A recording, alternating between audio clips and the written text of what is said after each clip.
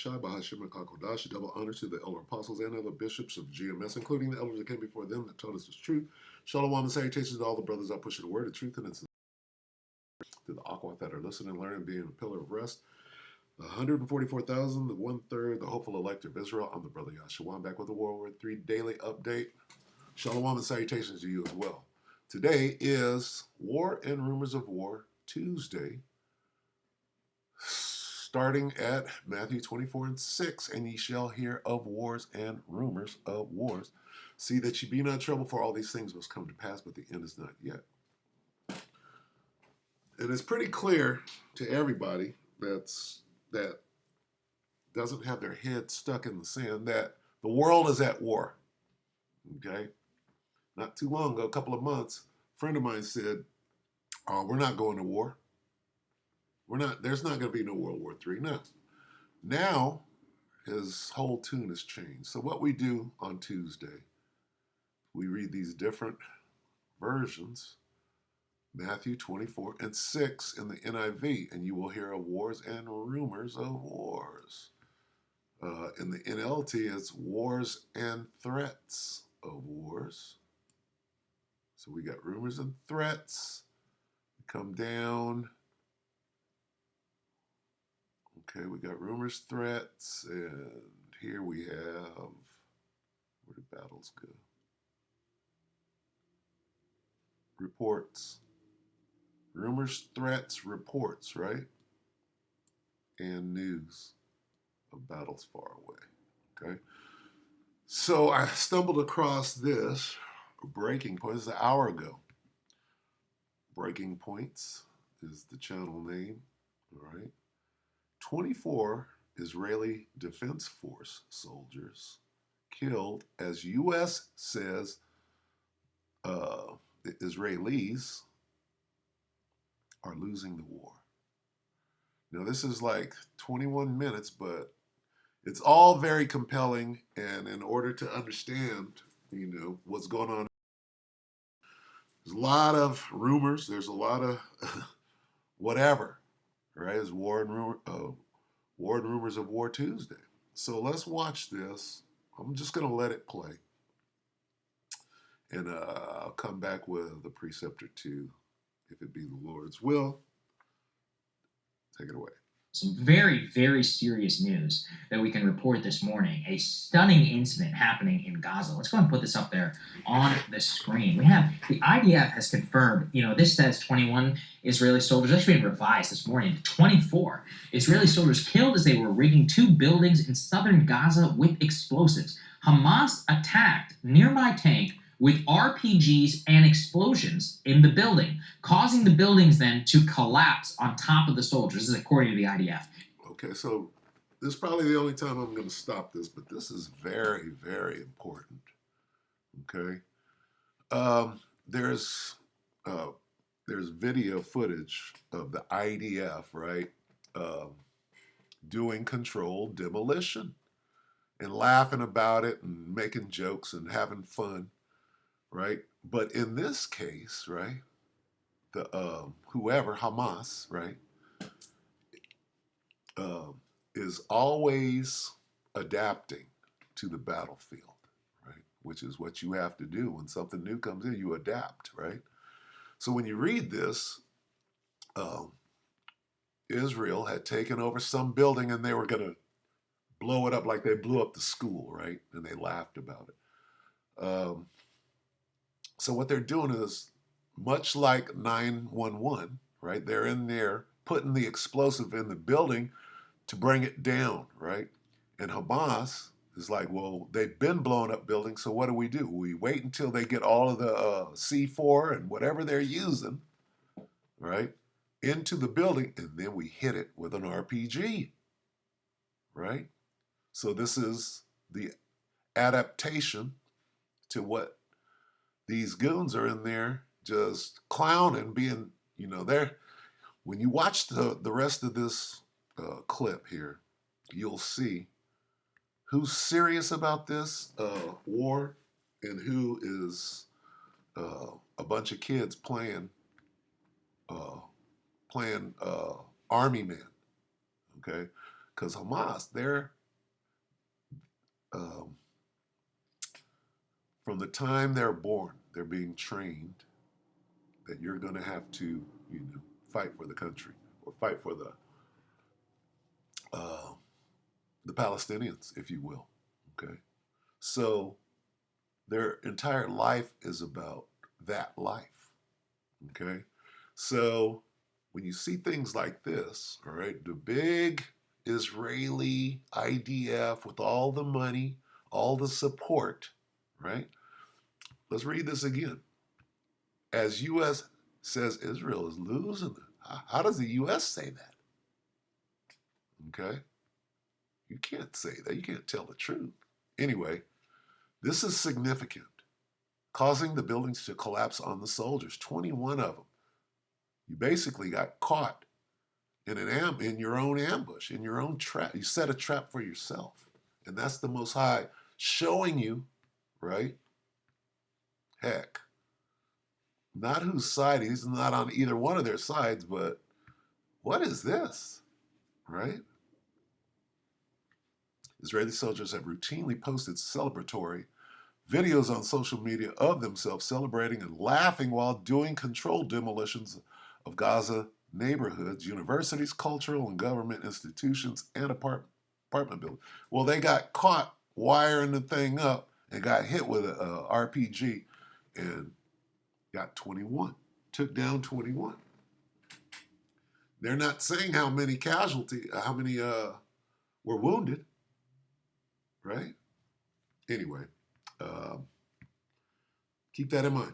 Israeli soldiers have routinely posted these celebratory videos on social media of themselves celebrating and laughing while doing controlled demolitions of Gaza neighborhoods and others. This is noted by Jeremy Scahill. I mean, we don't know yet much about the incident, Ryan, but what's your immediate reaction to this? This is some crazy stuff. The single deadliest incident so far in the war on Gaza for the IDF in this war. Right. This comes after they have claimed to have kind of operational control of major parts, if not all, of Gaza, which clearly is not the case.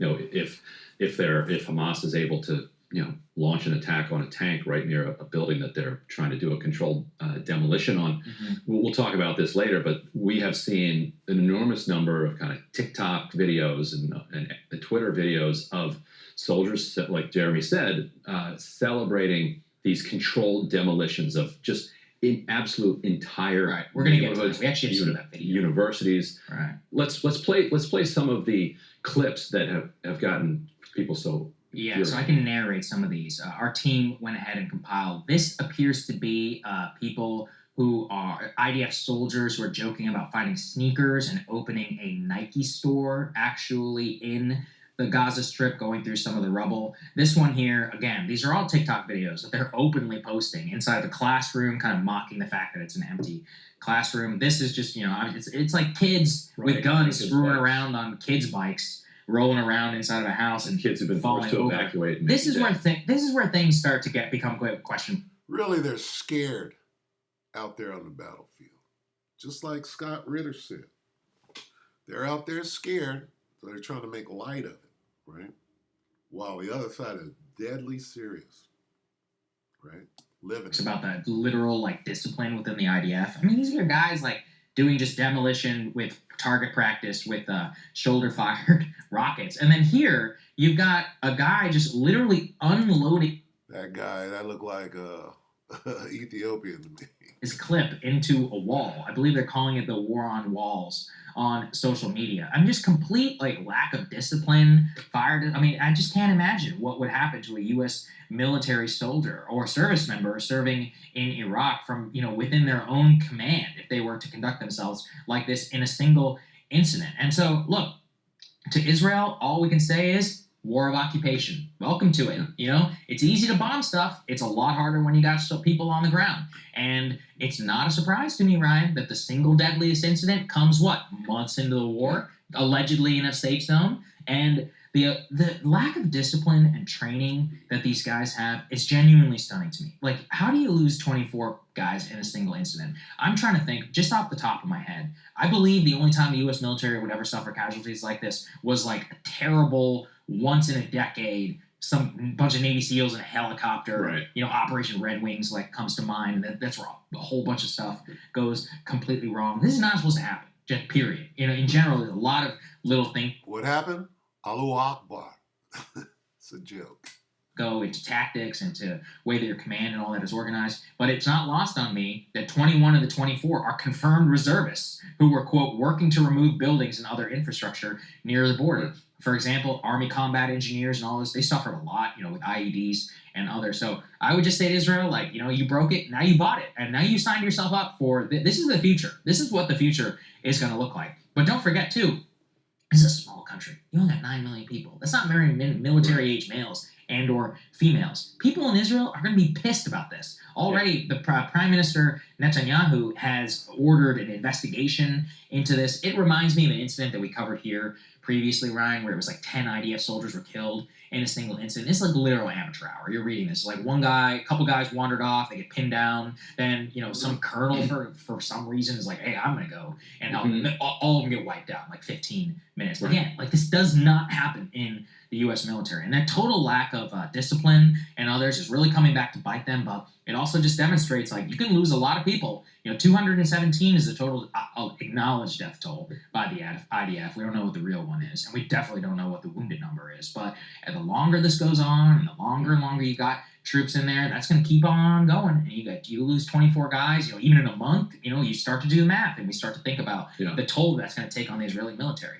The IDF is trained and practiced as an occupation army, mostly in the West Bank, or stationed around the Gaza envelope. But in the West Bank, they are raiding homes of mostly unarmed Palestinian civilians. They can't fight back. That they're arresting unarmed Palestinians. Occasionally, once in a while, there's actual live fire, in Jenin or elsewhere. But it's not as if they're running up against kind of a trained military, and certainly not one that has had years to kind of build tunnel infrastructure that they can exploit against an invading force.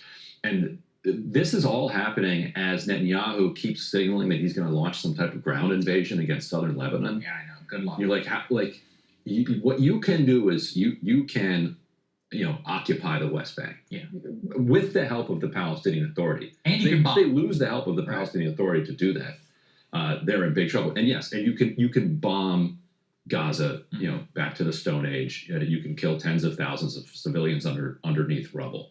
But you're not a military that's equipped to do this type of thing. There's a column in Haaretz this morning calling out this discipline that you just mentioned, and warning that the army risks losing complete control of these soldiers. The column warns that there could be the formation out of this of basically gangs of paramilitaries, because you've got all of these armed young men who are posting on social media criticism of their superiors. Yes, yeah, I've seen this. Both civilian and military. Rumors. Okay, that's deep. Did you hear what he said? That the underlings, the soldiers under their superiors, are about to stage a mutiny. All of these armed young men who are posting on social media criticism of their superiors. Yes, yeah, I've seen this. Both civilian and military. And then getting cheered on by the Ben-Gvirs and the other hard right elements of the government. And that has the potential to just spiral out of control. If you have lost these soldiers, and they feel like they can just publicly tell you, where to shove it, and they have allies in this factional coalition, that's a recipe for a Lebanon-style debacle, there is a risk of a failed state here. No, it's a great point. I mean, all of this, why our military is professional, it's all volunteer, and they spend a lot of time on training. None of this would be tolerated for a second. No, I Posting remember on TikTok. I think there was an incident where guys in Syria were wearing like they were posting their running data to Strava, and it was used at one point. And immediately they were like, "All right, everybody's banned from Strava. That's not gonna happen." Yeah. Like it's like nobody's. And the fact they haven't supposed to- banned TikTok. I can't believe it. It's stunning to me, genuinely, just given how much this is playing. Maybe they just don't care, or maybe because it's a reservist military, they don't want to put too much pressure on them. But Like listen, I don't know what you guys are doing. There are entire social media accounts that are just monitoring TikToks and just reposting. Yeah, we just played it here on our show. Yeah. It's nuts. Yeah. On top of that, there's some major diplomatic news. Let's put this up there. The Israelis are proposing a 2-month fighting pause in Gaza, aka ceasefire, in exchange for the release of all hostages. Israel, they say, has given Hamas this proposal through the Qatari and Egyptian mediators that would include 2 months fighting in pause as part of a multi-phase deal that would have the release of all remaining hostages inside of Gaza. You still have 130 hostages or so that are being held, including some IDF soldiers. This is including apparently presidential advisor Brett McGurk, who is in Egypt on Sunday and helping work with the Qataris.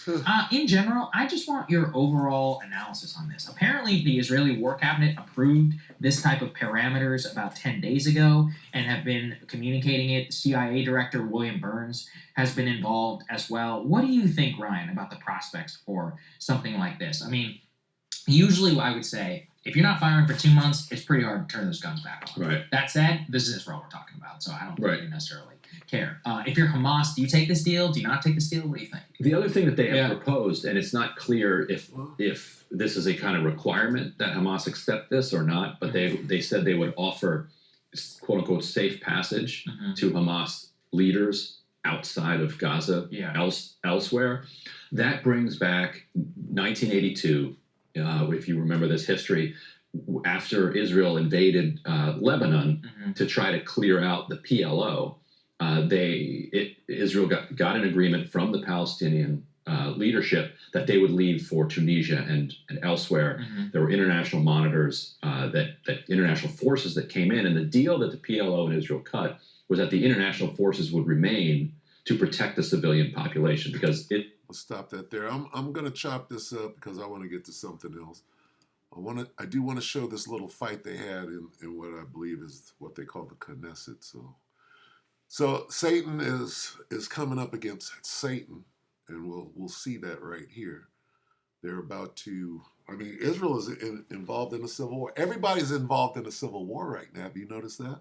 Yemen is involved in a civil war. Israel is involved in a civil war, and what's going on here in Babylon? Okay, kind of weird, huh? Anyway, let's watch the fight in the Knesset, because the people are like this. Oh, you're not really worried about the hostages, and you're just using that as a means to commit this genocide. So let's try to get you anyway. So you're actually maybe even safer, bizarrely, in Gaza, even though nobody's safe. They haven't saved a single one. The only thing they've done is shot 3 of them that we know. And then in terms of the bombing, I mean, listen, you know. They're talking about the hostages. The hostages who were released, who say that they were bombed. So there's that. We can keep that in mind. But there was a mother on Facebook of a hostage who said that the autopsy showed that her son was killed by like a poison gas attack inside a tunnel. Wow. That's huge. That is absolutely huge. Okay. So what is that? Is that a rumor of war? Right? They're using gas.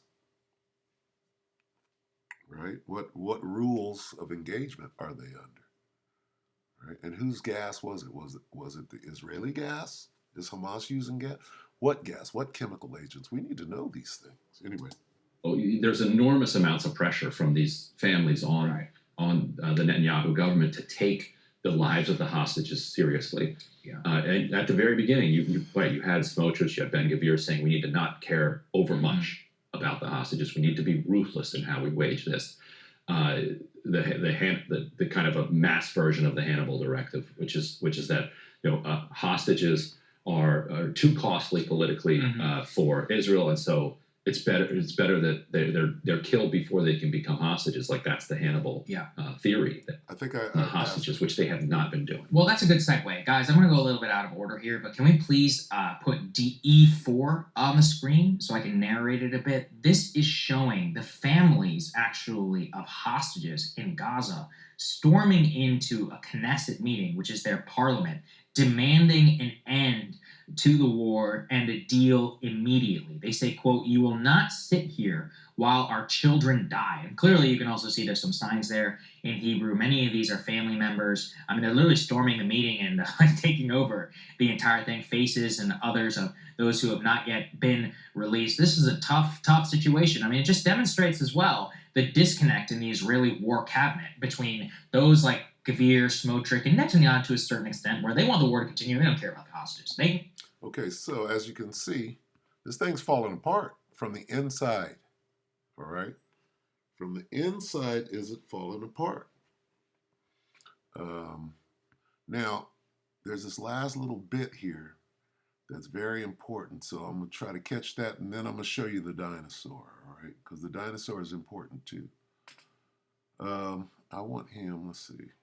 That's 2 minutes. Let's get about right here and let him speak, because he's summing it up right now. Let's done these withdrawals, and the reservists are sending them back because they need him to work in the military. Well, we all just got a preview today of what a real war of occupation looks like. You need hundreds of thousands of people standing around on street corners with guns. You can bomb them until kingdom come, but you can only keep it up for certain periods of time, and eventually, you're going to be involved in this type of activity. You're going to get killed. A lot of you are going to get killed, especially when you don't have good tactics, good discipline, good command and control, so many different things. So listen, I think this is a big problem. Any final thoughts here? Yeah, I mean, and if you're the family of one of these 24 and maybe counting IDF soldiers who died, you're asking, what did they die for?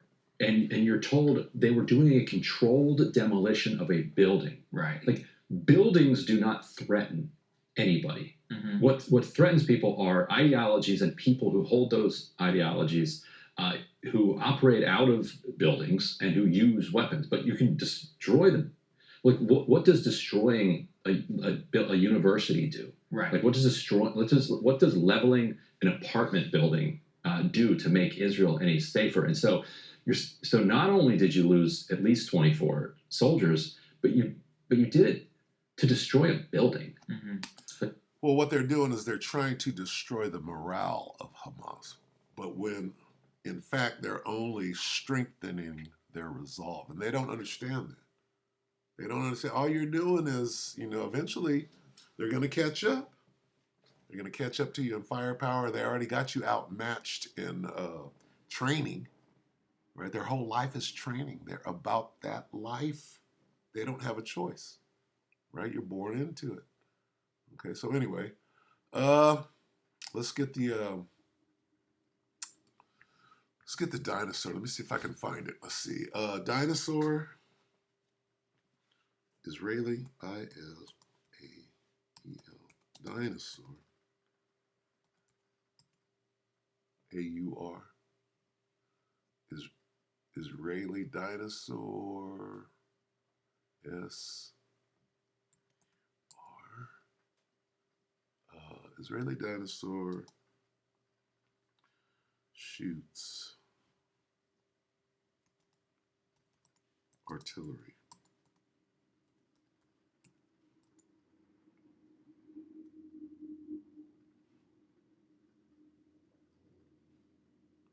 Let's see if I can find this, because this pretty much says it all. This is it right here. Let me see. Is that the only one? They got a short. So they're making these little TikToks, and this is the kind of stuff that they're out there doing, right? And it goes to the larger picture. We're going to watch it. Israeli soldier dresses up in a dinosaur costume to launch bombs towards the Gaza Strip. This is the kind of shit that they're doing, right?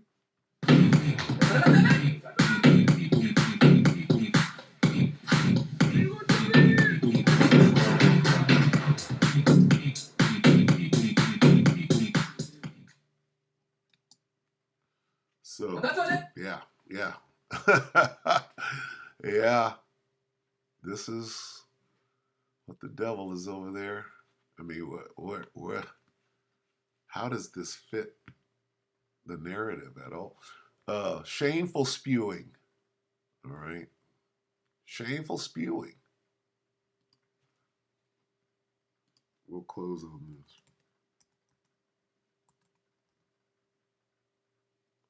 Shameful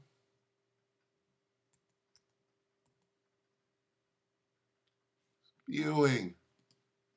The glorious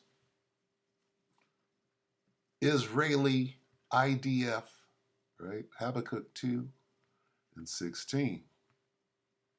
Thou art filled with shame for glory. Drink thou also, and let thy foreskin. The truth. Just the dinosaur itself shows you what spirit there is. The cup of the Lord's right hand shall be turned unto thee, and shameful spewing shall be on thy glory. What happened in that, where's that? Oh, I can't get back to it. Just this.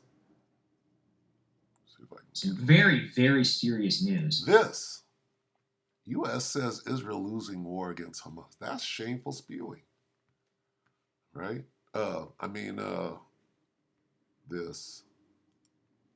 This, right? You're being revealed to be a bunch of idiots, right? You're over there trying to show your power, and you're getting your ass kicked, right? Right here. Okay, so where do you think this is going? Well, it's going to explode, right? This is just the beginning.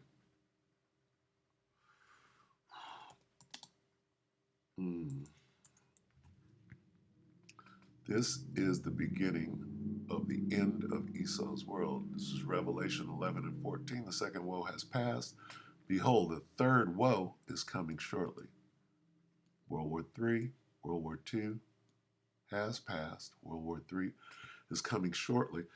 Or we're watching the beginning of it right now. So anyway, just a little quick update. Wars and Rumors of War Tuesday. With that, we hope that the elect will edify you brothers and sisters. Shalom.